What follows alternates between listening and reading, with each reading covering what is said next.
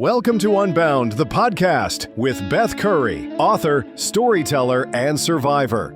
This is where books meet real life, where Beth reads chapters from her work and breaks free from the traditional audiobook format, diving deeper into the personal experiences, lessons, and liberation behind every page. Nothing is off limits. Let's get unbound. Hello, and welcome to Unbound Off Script, where I talk about whatever the hell I want or whatever the hell you want. You know, some people have suggestions for me, and I love that. So please, if you have anything you want me to talk about, any cold cases you're curious about, any weird shit, anything at all, let me know, because I love a good topic, and I love to dig, and I love to research, and I love to write, and apparently I love to talk. I had no idea. Anyway, I'm so glad you're here with me today. And today, once again, I am going deep into some psychology shit. Season 2 of the podcast is beginning this week. And there's a chapter or two in there where I kind of discuss how changing as much as I did when I lost 200 pounds, you know, it affected my relationships with people and how that was kind of shocking and difficult for me. And I'm going through that again now, so it shouldn't be shocking or difficult for me knowing what I know from like 10 years ago, but it is. And I want to talk about that and what's happening and why. So this isn't so much about me releasing weight on my body. It's about me releasing the weight of like 35 years of trauma that I've held inside. You know, whoever the hell they are, say that healing isn't linear. I hate that word. It's so overused. Healing isn't linear. I say it a lot. I hate it. Anyway, that growth, you know, it comes in waves. But what they don't always tell you is that sometimes when you finally start to heal, like really, really heal, you might look around and realize that the world you're stepping into doesn't quite match the one you're leaving behind. Does that make sense? And more painfully, the people you thought, you know, would be walking beside you aren't really there anymore. Not because they left, but because you can finally see clearly enough to understand that maybe you were never walking the same path to begin with. Does that make sense? I'm going to ask that a couple times as if you're responding to me, which you're not. But anyway, once again, I don't think this gets discussed enough in conversations about healing and personal growth. And that's the grief that comes with getting better. You know, it's a strange and complicated mourning process, I think, that happens when trauma therapy actually works, you know, and that fogginess lifts and you're kind of left standing in this landscape that looks entirely different than you remembered, right? So for so long, the way that I was in my head, when I had minimal understanding and I didn't want to deal with what I've been holding inside and I didn't want to come clean about things and I didn't want to put my ego aside and I didn't want to share things because I was afraid of being judged or called a liar, because let's face it, I was for a good chunk of my life.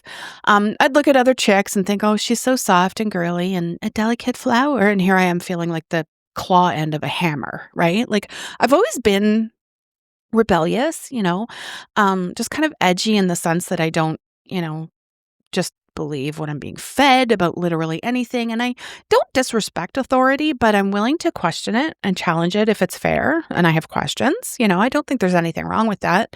When season 3 starts, this will make a lot more sense, who I am and why I am the way I am. It goes all the way back to kindergarten. So yeah, I've kind of been that rebellious outsider, you know, stone cold, hard, you know, I wasn't soft, just like the claw end of a hammer, right? I could be sweet, sure. I mean, you know, the way Nate describes me, he says I'm more than a spark, I'm the whole damn fire. You know, that's not pretty. It's not precious and sweet and cute and girly. So yeah, that's never been me. It's not who I am. If you've been listening to other off-script episodes, this what's coming here may feel a bit redundant, but it's important context, I think. This episode, I'm going to talk about 9D breath work. It's a modality that after, you know, 35 years of carrying this trauma, it finally gave me the keys to freedom, you know. I'm going to talk about the clarity and the values and I guess the unexpected cost of healing. You know, what happens when you're doing the work on yourself and it means facing uncomfortable truths, not just about you, but the people around you. And learning sometimes painfully that protecting your peace isn't selfish. It's pretty much survival. So I don't know, this conversation might get uncomfortable. I will probably ramble a bit. It might feel familiar. If you've ever felt like you're grieving people who are still alive, you're not alone. And, we're going to talk about that. So I'm going to start by saying I have tried therapy before, multiple times, actually, over the course of decades. Probably 12 to 14 years of combined therapy in the last 35 years. Traditional talk therapy, cognitive behavioral approaches, you name it. I've tried it all. And while I'm sure those methods work beautifully for many people, for me, I think they were like trying to bail out a sinking ship with a teaspoon or something. The water just kept rising. What I didn't fully understand then was, that I was carrying this 35 years of stored trauma, and that affects more than just your mind and more than just your heart. It affects your entire body, how your body functions and operates. And then that kind of spills over into how you function and operate socially, romantically, basically in every single way, right? It's not just memories or difficult experiences, but trauma, the kind that lives in your body and in your nervous system and in the way you kind of unconsciously prepare yourself against the world every single day without even realizing it. And then about 2.5 months ago, Nate brought 9D breathwork into my life. I owe him my life in more ways than one, but especially for this, for recognizing what I needed and bringing me this gift. He's been doing it himself. He's realized how life-changing it is. And when he says life-changing and when I say life-changing, we don't say it as kind of that trendy buzzword or the appealing lure. We say it because it is literally life-changing. And he discovered things about himself that if you listened to the last off-script episode, you'll hear.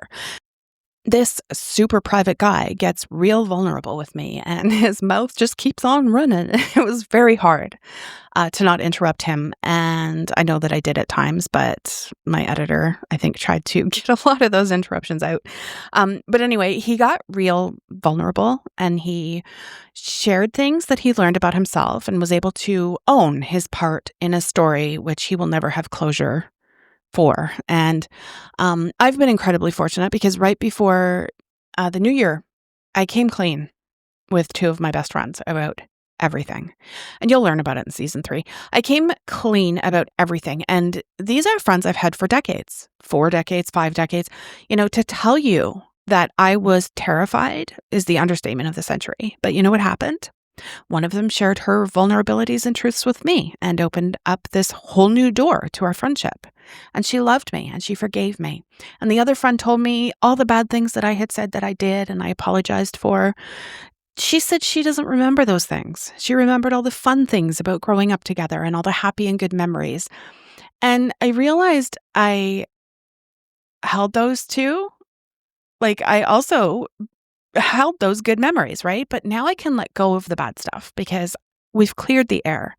And me and these girls, we're in it for life as well. These 2 women gave me a gift I am so thankful for at exactly the time I needed it most. But anyway, now I got to go back to what I was talking about. I got myself rambling there. So for those of you who haven't heard me or us talk about it before, or who are new to the concept, I will briefly explain what 9D breathwork actually is, because it's unlike anything I'd experienced before. So it's a multi-dimensional therapeutic experience that combines several modalities into one powerful session, and it uses breathwork. This is an ancient form of breathwork it goes way back. It's also not trendy or a buzzword. But specifically it uses a somatic breathing technique that helps release stored trauma from the body. And it's layered with binaural beats, solfeggio frequencies, subliminal hypnotherapy, guided visualization, and soundscapes. It's called 9D because it works across 9 different dimensions of consciousness and healing. What makes it different from traditional therapy, and probably why this worked for me versus all the other ways I've tried before, it bypasses the thinking mind entirely. So you're not talking about your trauma. That gets really fucking old. You're not analyzing it or overanalyzing it or intellectualizing it. You don't have a doctor staring at you doing that. You're not trying to make sense of it with words. You're literally breathing it out of your body. And the science behind this is pretty damn fascinating. When we experience trauma, especially chronic or developmental trauma, it gets stored in our somatic memory, our body's memory system. Excuse me. This is why you can talk about a traumatic experience for years and still have your heart race, or your stomach clench up, or your breathing becomes shallow when you encounter a trigger, right? Your body remembers what your mind is trying to process.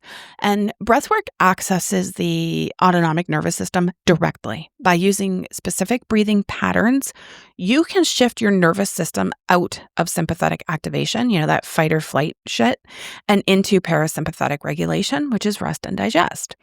9D breathwork goes deeper though. The binaural beats create these different brainwave states. It sounds like a real trip.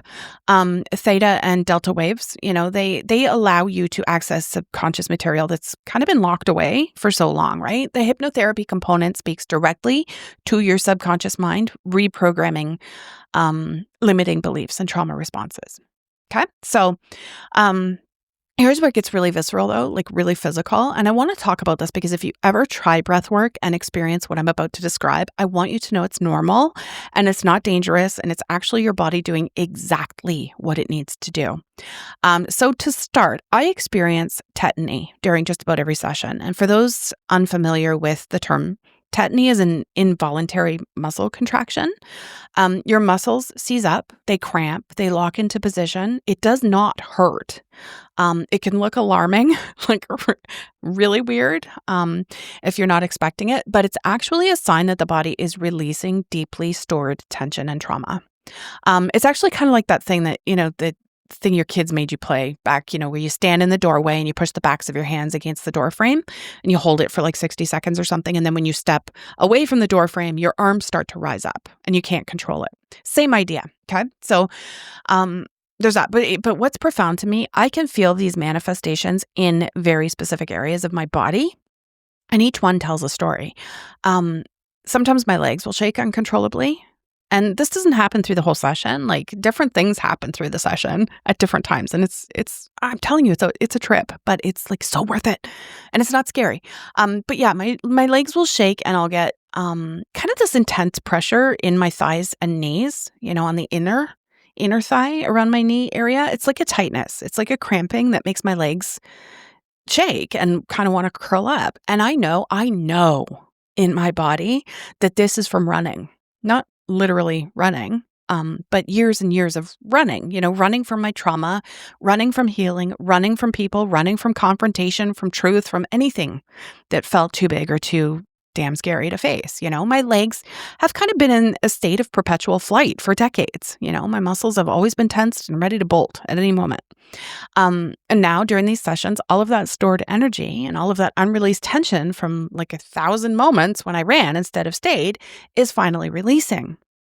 I also get intense pressure in my forearms and my hands. Like I said, with tetany, they seize up and my fingers curl and lock, sometimes so tightly I can't open them until the wave passes, right? And again, it doesn't hurt. But I think this is because I've spent 35 years tense and holding things in, literally holding, gripping, clenching, white knuckling my way through life, holding on to control and holding backwards and holding in emotions and holding myself together when I felt like I was falling apart. So my hands and my arms have been doing the physical work of containing everything I couldn't let out. And another one that I think is wild is my throat. So I get this tightness around my throat and in my neck, this like it's like pressure that makes me feel like I have to cough or yawn and clear my throat. And I can do that. If you're doing this type of breath work, you are allowed to just listen to your body and let your body do what it needs to do, what you want to do it. So sometimes I do cough or yawn or clear my throat. And it doesn't last for the whole session, like I said, but sometimes it happens. And I know exactly what that is. It's years of being silent. It's years of swallowing words I should have said. It's years of being untruthful, sometimes to others, but mostly to myself. Years of I'm fine when I wasn't fine, Years of silence when I should have screamed, and years of polite agreement when I should have said no. All of that unexpressed truth just lodged right there in my throat chakra, right? In my voice box, in the physical mechanics of speech that I denied myself for so long. Like, isn't that crazy? So the first time I experienced these sensations during a session, I was frightened. Yeah, I got in my head and I tried to remember, don't get into your head, trust the process, trust your body. This isn't going to kill you. It's not even going to harm you. So just let it happen. Remember that. My facilitator just gently reminded me to breathe through it, that my body was safe. This was release, not re-traumatization. And he was right, because after the tetany passes and after the muscles, release, there's this incredible sense of lightness, like of space, like it's all floaty, like something that's been locked in place for decades, finally let go. And this is what somatic healing looks like. It's trauma literally leaving the body, not through words and not through understanding, but through sensation and through movement and through the body finally being allowed to complete the responses it started 35 years ago and never got to finish. And for me, it's working. My body is changing. My nervous system is changing. One of the big things for me that I just shared with someone the other day, I am dreaming now joyful dreams, like dreams in vivid, saturated color, dreams with bright green grass and blue sky and white fluffy clouds. I don't think I even did that when I was a kid. For most of my adult life, my dreams were weird or bad, or they were dark or anxiety ridden or just kind of gray and muted and confusing. Like even my subconscious was in survival mode or something, I can still hear my mom telling me when I was younger, just try to look at dreams and nightmares as entertainment for your sleep.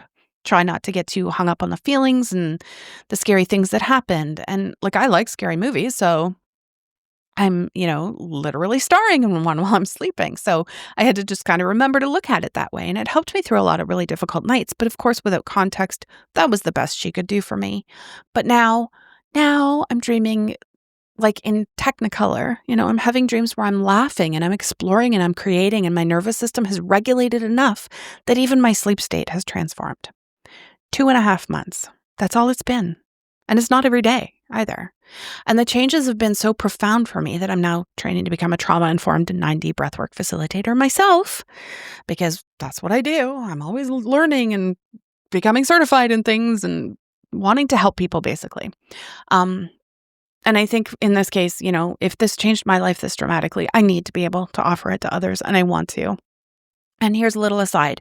For those of you listening locally, soon I will be looking for people who would like to have some sessions for free when I need to get my clinical hours in. So if you've been curious, if you've been struggling, if you've been carrying trauma or holding anything in, whether it's anger or resentment, or like you're just hanging on to something you can't seem to let go of, it doesn't have to be trauma, and nothing else has worked, stay tuned, because I'll share more about that when the time comes. But back to the grief, because as transformative as this has been, as grateful as I am, as clear as I now feel, there has been an unexpected cost. So this is something that I think is kind of fascinating from a psychological perspective. Trauma doesn't just affect how we feel, right? It fundamentally alters how we perceive reality. And going back to all the other girls who were delicate flowers and I was the claw of a hammer, when you live in a chronic state of survival mode, and that's what unresolved trauma creates, right? Your brain is constantly scanning for threats. This is the work of the amygdala, your brain's alarm system. And trauma survivors, the alarm system becomes like hypersensitive and it's firing off warnings, even when you're like objectively safe. And this is exhausting, but it's also distorting. So when your nervous system is in constant fight or flight, you're operating from what neuroscientists call a defensive state. So in this state, you're not really able to accurately assess social situations or read nuance or connect authentically with others. That doesn't mean that you can't. It's definitely a lot harder to do because you're just trying to survive, right? Your perception is kind of filtered through this lens of threat detection, right? So think about what I just described, my body holding that running response in my legs for so long and the tension locked in my arms and my hands and the unexpressed truth stuck in my throat. That's a body in perpetual defense mode. And when your body is defending, your perception narrows, right? You can't see the full picture because you're too busy scanning for danger. But there's another layer to this. Trauma also affects memory consolidation and our sense of continuity.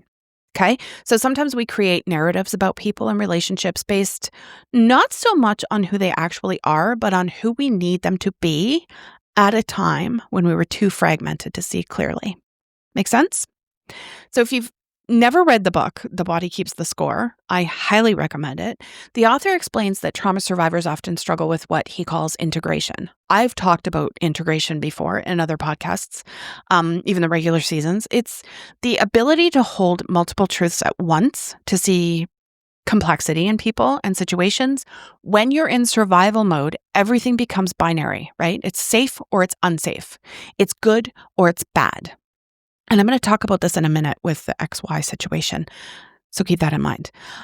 It's with me or it's against me. There's no bandwidth at all for nuance. So what 9D breathwork did for me, what it's designed to do, is regulate my nervous system so profoundly that I finally have access to that integrated state. So as the trauma releases from my muscles and from my throat and all the places I've been holding it, my perception clears. I can be present. I can feel safe enough to perceive accurately, and I can hold complexity. And with that came the ability to see people as they truly are. Not as heroes or villains, but as complex human beings with their own values and their own choices and blind spots, Not as the versions I needed them to be when I was in survival mode, but as who they actually are. And this is where my grief began.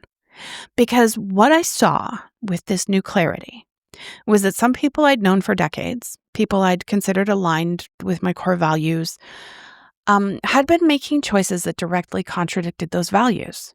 And I'd been too clouded by my own trauma response and too busy just trying to survive and too stuck in my own running pattern to see it clearly. Like, there's this one situation with a relative who I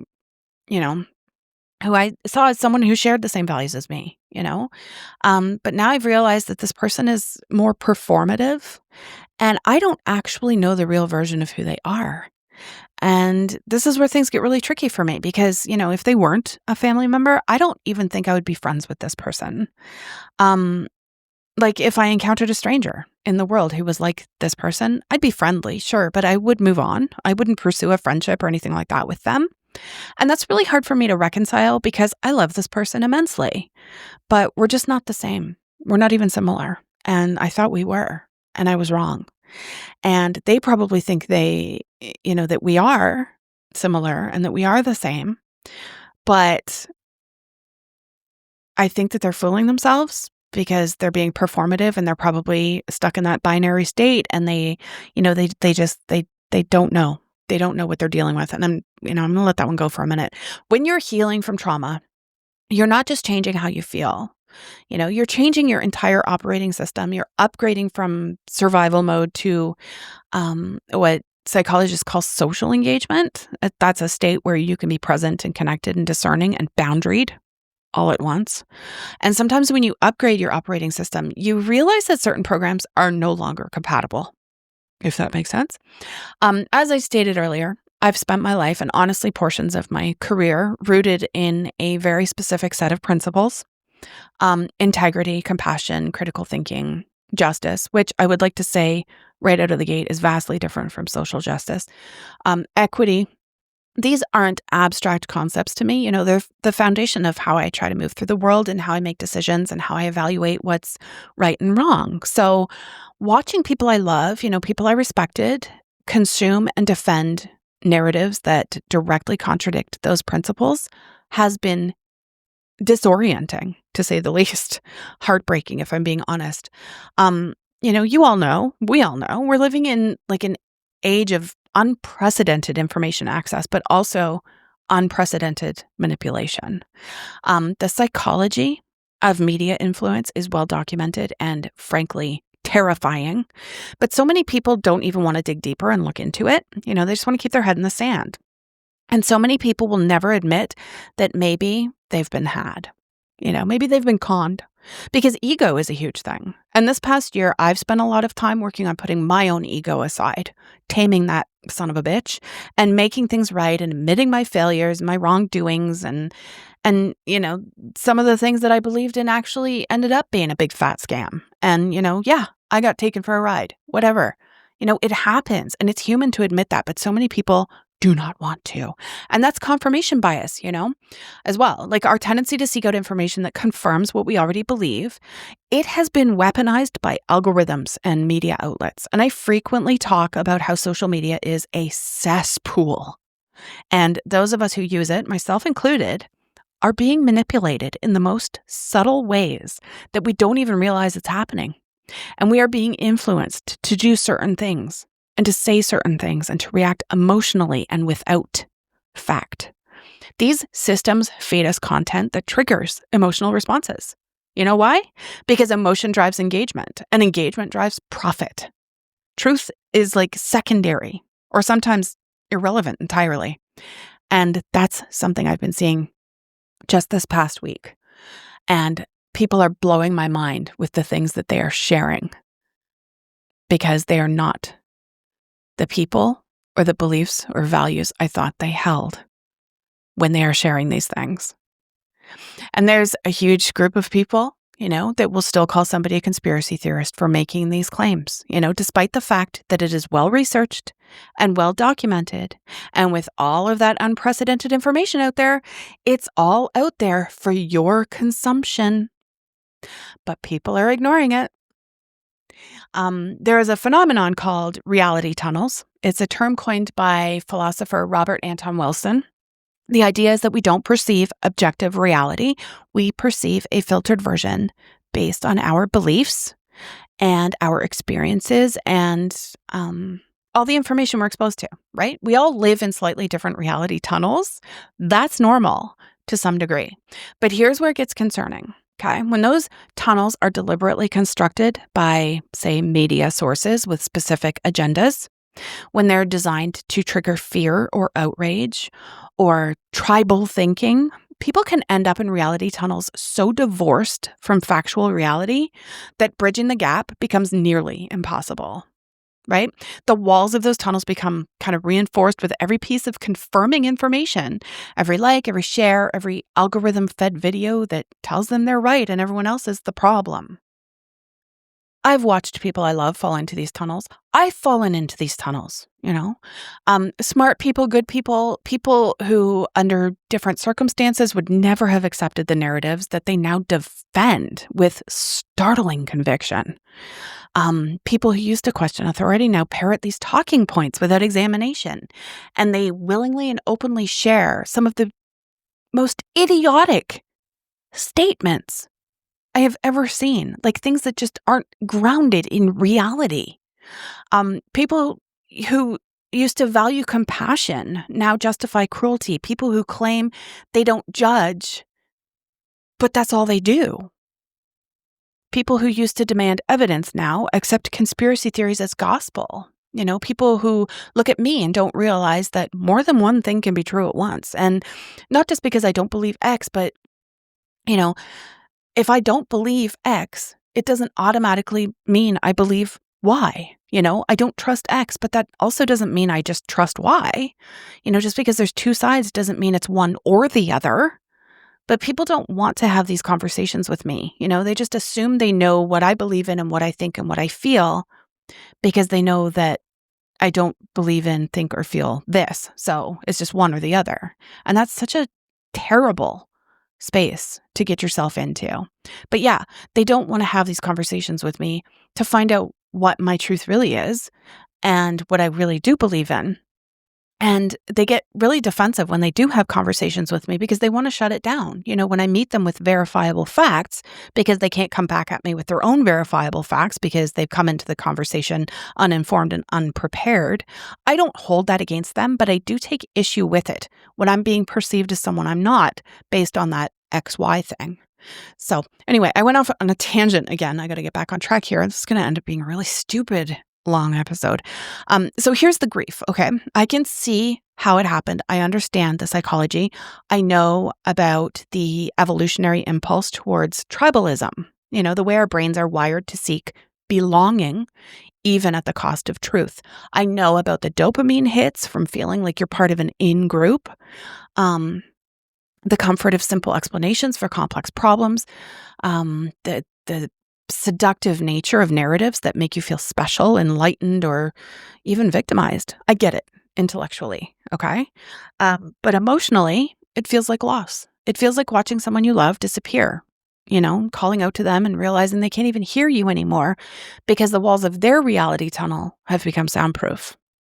Because the person I thought I knew, the person who valued evidence and questioned authority instead of for vulnerable people is still standing in front of me, but they're defending positions now that harm the very people they used to protect. They're sharing misinformation and they're justifying injustice. They're consuming media that distorts their perception of reality so completely that we can't even agree on basic facts anymore. Dr. Stephen Hassan, an expert on undue influence and authoritarian control, talks about something he calls identity disruption. It's what happens when someone's authentic identity becomes overshadowed by a constructed identity built on a specific set of beliefs, often introduced by a group or ideology. Okay, so the person is still there, their body, their face, their laugh, it's all still there, but they're operating from a different framework, sometimes so different that the values you thought you shared become unrecognizable. And when you're finally clear-headed enough to see this, when the fog of your own trauma has lifted, like in my case, and you can perceive with accuracy, with integration, like I said, and with clarity, it's kind of devastating, It feels like I spent 35 years looking at the world through this dirty, cracked window, and now someone's cleaned it. I can see everything. I can see the distortions in the media they consume, the logical fallacies and the arguments that they make, the ways that they've changed, that they can't even see themselves. And sometimes I wish I could see it. I couldn't see it so clearly, right? But I can't unsee it now. The truth is out. It's literally released from my throat where I'd been holding it back for decades. I also wanted to talk about ambiguous loss. I've discussed this extensively through season 1 and in my book, All These Beautiful Things, because I'm dealing with this with my mom who has dementia, right? This is a pretty core theme in my life. The term is coined by Dr. Pauline Boss, and it typically refers to losses that occur without closure or understanding, like when someone goes missing or when a loved one has dementia and is physically present but psychologically gone, right? Absent. But I would argue that there's another form of ambiguous loss that doesn't get talked about enough, and that's the loss of who you thought someone was. The loss of a relationship that you believed was built on shared values, only to discover now that you can see clearly that maybe those values were never as aligned as you thought, or that they've diverged so dramatically that the relationship, as you understood it, no longer exists. And this is the grief I'm living with right now. These people haven't died. They haven't moved away. In many cases, I still see them regularly. But the relationship I thought we had, built on these mutual understanding and these similar or aligned principles and shared reality, that's gone. And what makes it so complicated and so layered, they don't even know it's gone, right? From their perspective, nothing has changed. They're the same person they've always been. If anything, they might feel, I'm the one who's changed, and I have. I'm the one who's being difficult. I'm not. I'm the one who's pulling away for no reason, but I'm not. I have changed. My clarity has changed. My capacity to see things as they actually are, rather than as I needed them to be when I was in survival mode, has changed. And that changes everything. So remember what I said about my body holding that running response, right?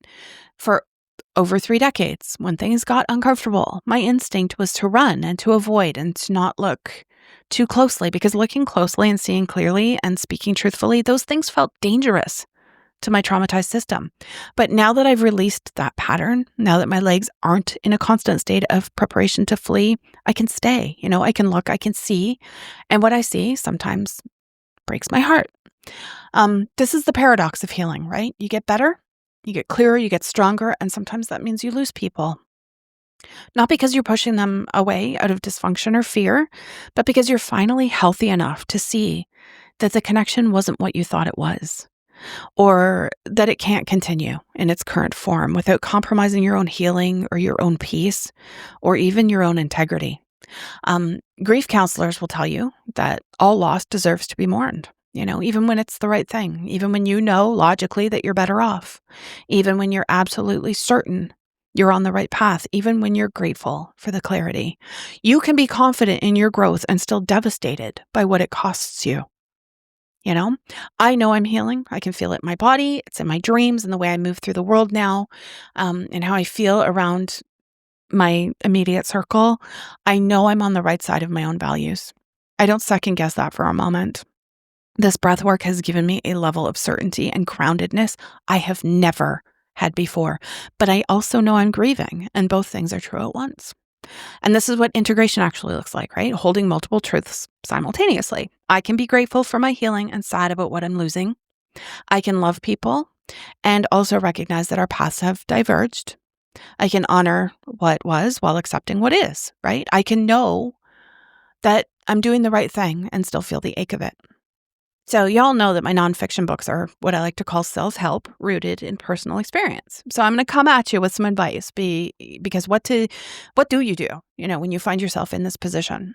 When clarity reveals that you and people you care about are no longer aligned, when healing has given you the capacity to see what you couldn't see before, and what you see as incompatibility, you set boundaries, not as punishment, not as manipulation, not even necessarily as a statement, but as an act of self-preservation. I've talked about it before, as a commitment to protecting what you've worked so hard to build.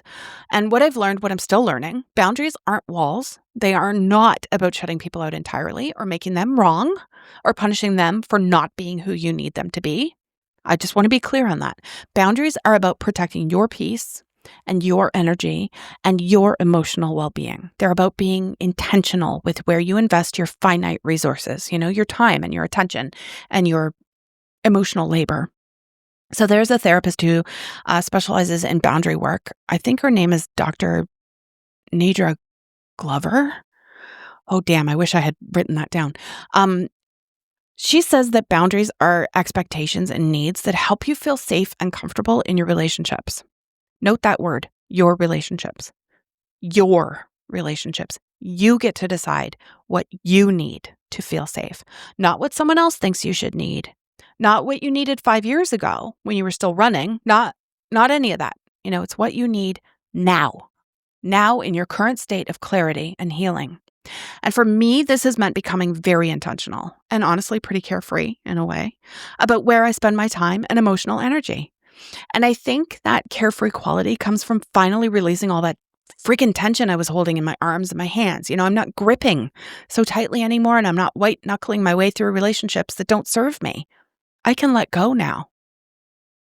I'm choosing to invest in people I share common values with today, not the people I used to share them with, and not the people I wished shared them. Let me say that again, because it's important. Not the people I wish shared my values, not the potential version of them, not who they might become if they just understood what I understand. Who they are right now, today, with the choices they're making and the narratives they're consuming. And that's why I often tell people, when they ask for advice on stuff, I just say, you can say goodbye to somebody and it doesn't have to be forever. I mean, I've done this. I've done this through my life. Sometimes it is forever, and that's fine. But my life isn't over yet. So, people could come back. I've often had relationships come back into my life again. And it's great, Reason, season, lifetime. I've talked about that in other episodes. But anyway, it's not about being rigid or unforgiving. It's not about demanding perfection from someone or ideological purity. Okay. It's about being honest. If someone's choices and values have shifted so dramatically that being around them leaves me feeling depleted, confused, or gaslit, or in conflict with my own integrity, I need to pull back. And it's not with anger, and it's not with drama. It's not with a manifesto about everything they're doing wrong. It's just with clarity and a quiet distance. I will admit that I responded on social media to someone's post, and after about half an hour, I deleted it because I realized it wasn't sitting right with me that I had said what I said, when all I have to do is just create a quiet distance. That's all. I don't need to create more drama because that feeds the stupid algorithm. And I think that's why it kind of sat in me in a way that felt very uncomfortable. And it's not because I wasn't trying to speak my truth. I don't need to in this case. There's just no way that in this particular case, I will fact someone out of a position they didn't even fact themselves into, if that makes sense. So for you, some practical ways to navigate this, for those of you who might be in a similar situation. First of all, you have to give yourself permission to grieve. Don't rush the process. Don't tell yourself you should be over it by now. Don't let anyone else tell you that either. Loss is loss, even when it's the right choice. Communicate when possible, but don't require understanding. You can tell someone, I need some distance right now, or I need to step back from this relationship for a while, without needing them to agree or understand or validate your reasons. Your boundary does not ever require their approval. You also need to release the need to convince. If someone is deeply embedded in a reality tunnel that differs from yours, trying to argue them out of it is usually it usually just kind of entrenches them further, right? So save your energy. Like I said, can't fact someone out of something save your energy. You can't logic someone out of a position that they didn't logic themselves into. And remember that you spent years silencing your truth. Don't waste your newly freed voice trying to convince people who aren't ready to hear it. And that's why I deleted that comment that I made on that post. Seek community with people who share your values now. So don't isolate in your grief, right? Find people, the ones who see the world with similar clarity or who kind of reinforce your growth rather than challenge your sanity, or people who remind you that you're not alone, or crazy or overreacting. You want like-minded people. There's nothing wrong with that. It's, some people will say, well, then you're just living in an echo chamber. That's not true at all. It's not true at all. Remember that boundaries are flexible because people can grow and change and wake up from their reality tunnels. I did. I'm probably still stuck in some that I need to come out of. I'm working on myself. I'm growing. I'm learning. I'm not just blindly accepting. Your boundary today doesn't have to be permanent, right? But it does need to be honored right now in this moment for your own well-being. I also want you to trust your body. One of the gifts of somatic healing, like 9D breathwork, is that you develop a relationship with your body's wisdom, right? So you might initially go into this thinking, it's scary, I don't want to do this. You might get in your head and you start to panic during the breath work. You have to teach yourself, and it may not happen in the first session or the first 5 sessions or the first 10, especially during the breath hold phases. You really get into your head and you're like, oh my God, I'm going to die or whatever. It doesn't happen. You have to trust your body to know. And what that's meant for me is I have been able to actually train my body to do the breath holds completely and fully without any panic or anything. But yeah, so you have to listen and trust and develop a relationship with your body's wisdom. So being around someone makes your chest tight or your stomach clench or you're breathing shallow. Listen to that. Okay. So your nervous system is giving you information. It's just information. So after 35 years of ignoring those signals, for me, of running instead of listening, holding tension instead of releasing it, I finally have the ability to hear what my body has been trying to tell me all along because of 9D breathwork. And you develop this relationship, and it's really friggin' amazing. Setting boundaries after years of not having them or after years of being too traumatized to even know what you needed, it can feel harsh for sure. It can feel mean and it can feel selfish, but it's not. It's actually one of the most loving things you can do for yourself and honestly for the other person too. Because pretending to be aligned when you're not, it doesn't serve anyone. It just creates a surface relationship, right? It's just performance. And it's exhausting, just like everything else. Something I want to acknowledge, not everything about this journey has been painful. Yes, there's grief. Yes, there's loss. Yes, it's hard to navigate relationships with this new level of awareness, but there's something deeply liberating about clarity for me. For so long, I moved through the world in this fog and I made decisions based on fear, on survival, on what I thought I was supposed to do or be. I tolerated things I shouldn't ever have tolerated. I stayed in situations that harmed me. I gave energy to people and causes that didn't deserve it simply because I didn't have the clarity or capacity to discern. So my body was doing all the work keeping me safe that my conscious mind couldn't do, right? My legs were ready to run and my hands were gripping and my throat was closed. And all of that protected me in its way. It kept me alive, but it also kept me trapped. But now I know what I value. I know what I stand for. I know who I am when I'm not operating from trauma. And to me, knowing that is just such a huge gift. The breath work hasn't just released trauma, it's revealed me. The version of me that existed maybe before 35 years of survival mode kind of calcified around me like armor, right? Like I'm happier and I'm joyful and I'm creative and I'm clear and I'm intentional. I'm forgiven. I'm loved. I'm discerning. I'm boundaried. Yes, but also free. I'm dreaming in color. I'm sleeping deeply. I'm making decisions without second guessing myself into paralysis. I'm saying no without guilt and yes without reservation. And I'm choosing relationships that nourish me rather than drain me, even if those relationships are controversial or unconventional. I don't care.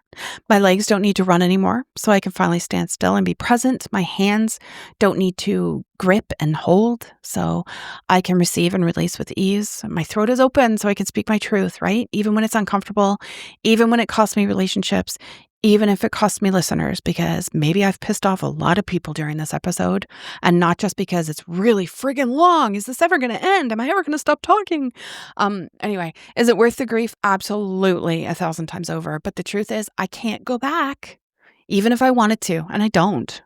I can't unsee what I now see. I can't restore the trauma I've released. I don't want to. I can't return to the fog. The clarity is permanent.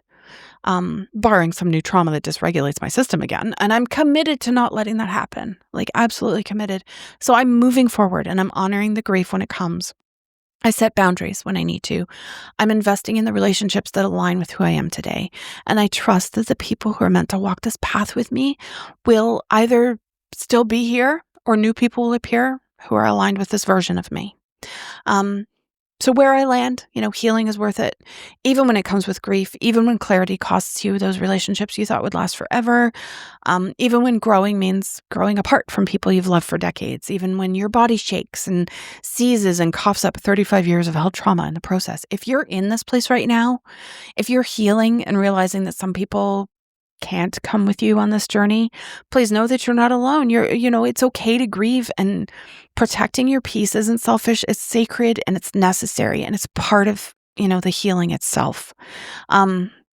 Anybody listening who knows me, if you feel me distancing myself, no, it isn't personal. It's just necessary. We all have to protect our peace at different points, and it doesn't even mean that it's forever. We all have to honor our growth, and sometimes that means loving people from a distance.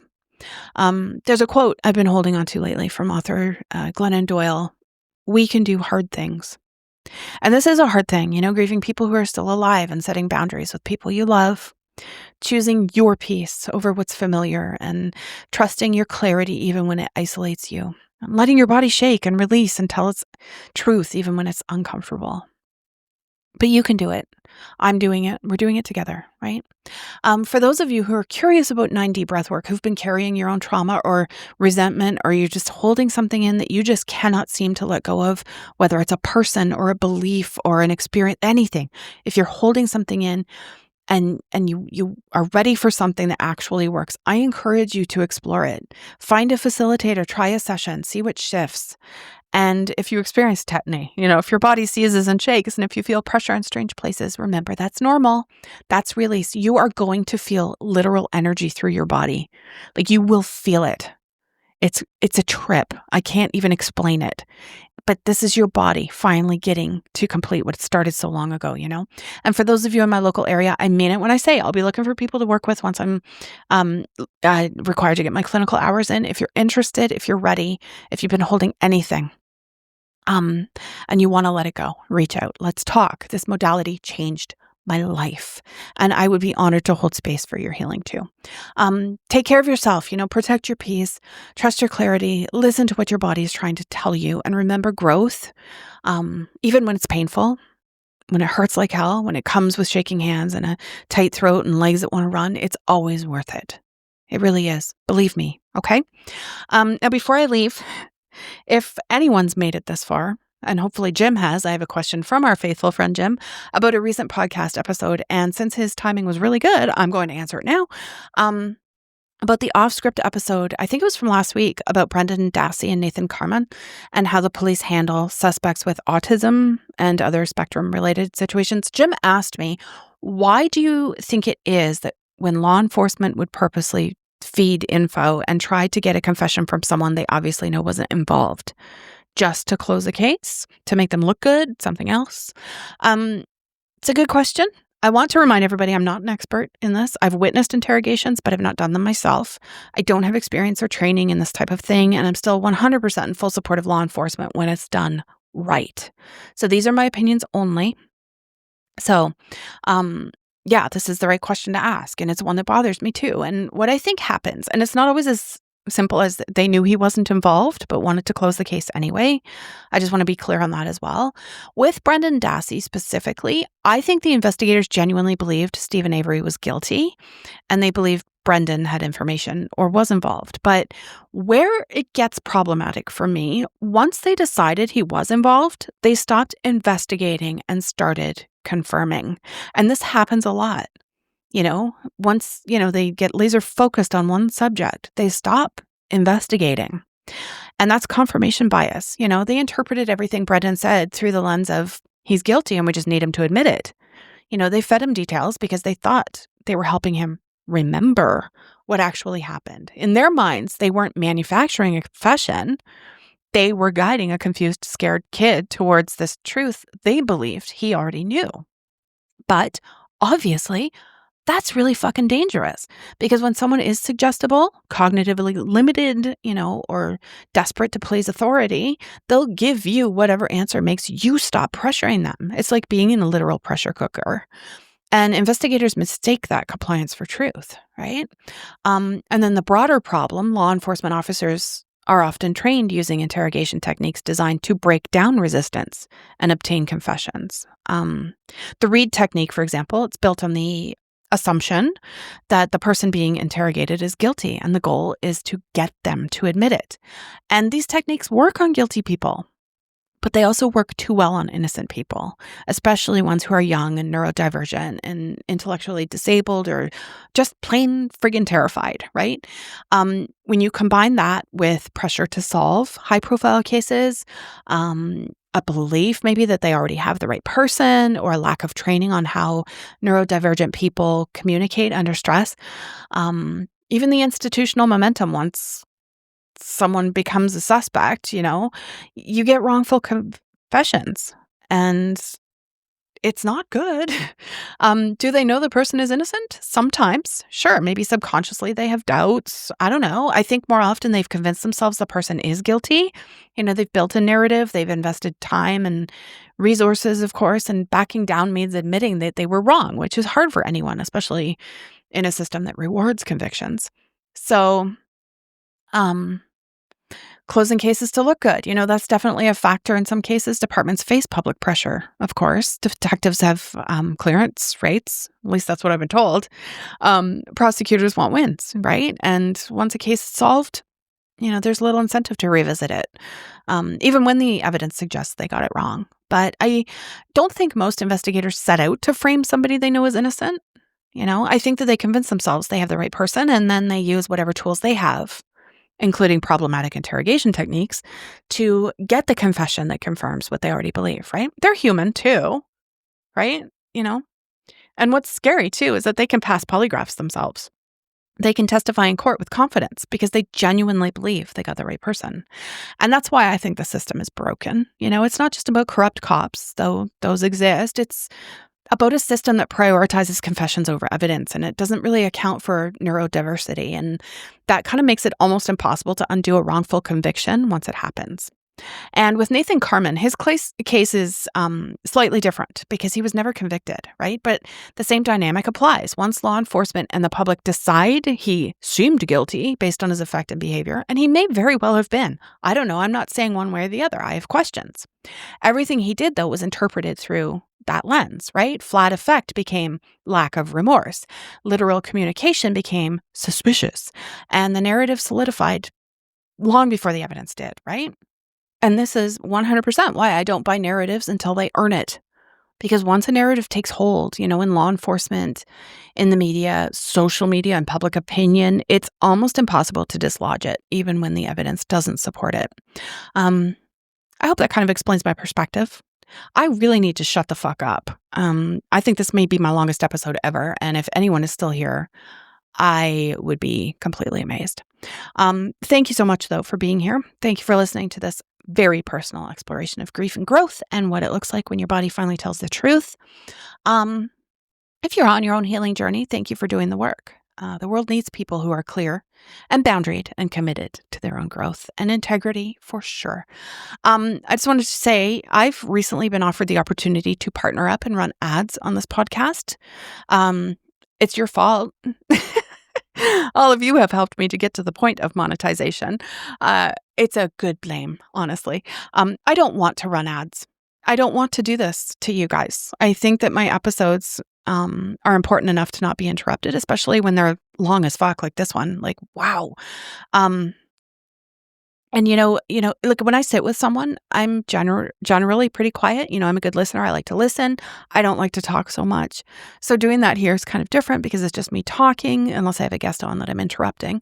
But I still don't want to, run ads. I want to keep this going and I want to keep it interruption free. And I'm going to do that for as long as I can. I promise. Hopefully that will be forever. Having said all that, if you do want to support the production costs, all the information is in the show notes. You can make a one-time donation of any amount, even $1. It all adds up, right? You can do monthly donations. You can support me by purchasing things, whatever. Just check out my coffee. That's where you can do the support stuff. It's in the show notes. Everything that I make financially goes right back into my work, which I love to do. And I want to keep completely accessible to everyone, and without interruption. Thank you so much for being here. And I will see you in the next episode. Hopefully a much shorter one. Take care. Thanks for listening to Unbound with Beth Curry. Join the conversation in the Facebook group or visit author.bethcurry.com. Want to support the show? Head to ko-fi.com/Unbound Podcast. Until next time, stay unbound.